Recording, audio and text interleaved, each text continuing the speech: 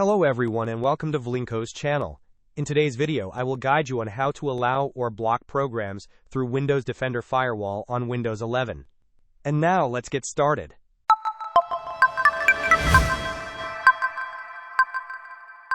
To begin, open your Windows search bar and type in Windows Defender Firewall.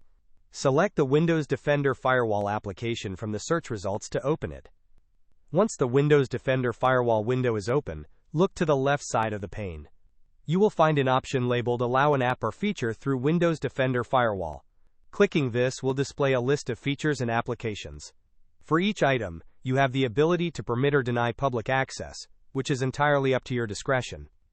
To make changes to these permissions, you will need to click on the Change Settings button.